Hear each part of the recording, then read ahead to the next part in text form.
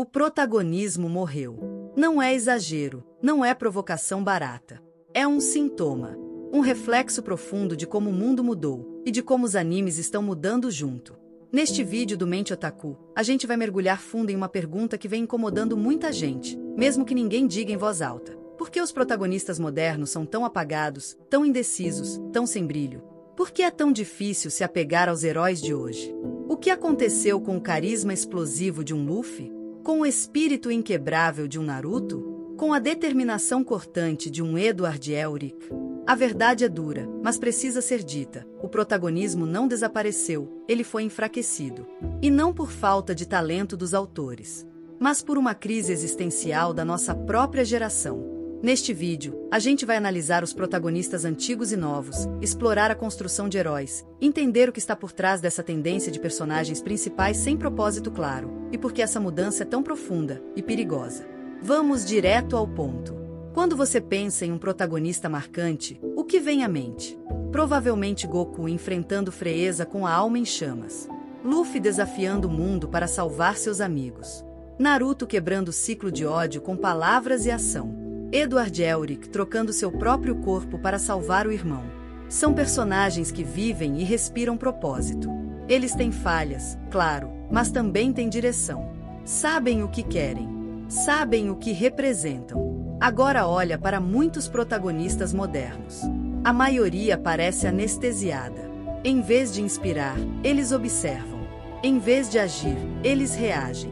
Estão em constante crise de identidade, presos em tramas onde o mundo gira ao redor deles, mas eles próprios não giram com o mundo. O protagonismo virou passividade. E isso não é só um problema de roteiro, é uma crise narrativa que reflete diretamente a confusão existencial de uma juventude esmagada por expectativas, ansiedade e falta de pertencimento. Nos últimos anos, vimos uma explosão de protagonistas introspectivos, quebrados, silenciosos, desinteressados. Em alguns casos, isso é proposital e genial, como Shinji Ikari, em Evangelion, um dos primeiros a carregar esse fardo da fragilidade humana. Mas o problema é que essa estética do anti-herói frágil virou padrão. E quando tudo é dor, dúvida e apatia, nada mais é especial. Quando todos os protagonistas são casulos fechados em si mesmos, quem carrega o peso da história? Vamos analisar alguns exemplos. Em Jujutsu Kaisen, Yuji Itadori começa com o estalo, um protagonista bondoso, que valoriza a vida acima de tudo. Mas conforme o anime avança, ele é engolido pela trama. Perde voz. Deixa de ser motor da narrativa e vira um satélite ao redor de personagens mais complexos, como Gojo, Sukuna ou até mesmo Fushiguro. Em Tokyo Revengers, Takemichi é um protagonista que apanha mais do que anda, que chora mais do que reage, e que parece estar sempre um passo atrás da própria história. Compare com Edward Elric, em Fullmetal Alchemist Themystalshon, Brotherhood. Um personagem traumatizado, sim, mas que nunca perde sua presença narrativa. Ed pensa, age, erra, aprende. Ele lidera a história com a força da sua convicção, mesmo quando tudo desmorona. Isso é protagonismo de verdade. A pergunta que fica é: será que os autores desaprenderam a criar protagonistas carismáticos? Ou será que a geração atual não consegue mais se identificar com heróis que brilham tanto? O carisma virou cringe? A confiança virou arrogância? A liderança virou autoritarismo? O que está acontecendo?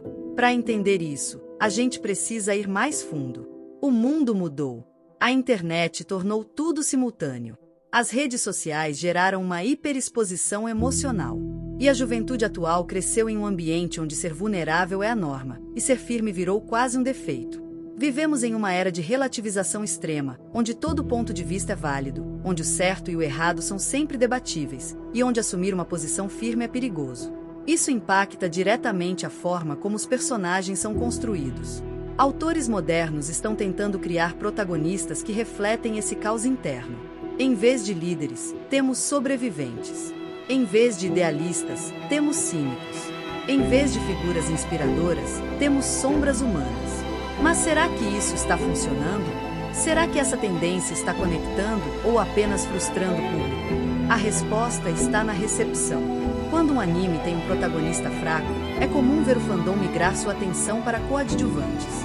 Personagens como Levi, Gojo, Sukuna, Aki, Rox, Toji, Geto, Mikasa, todos acabam eclipsando os protagonistas.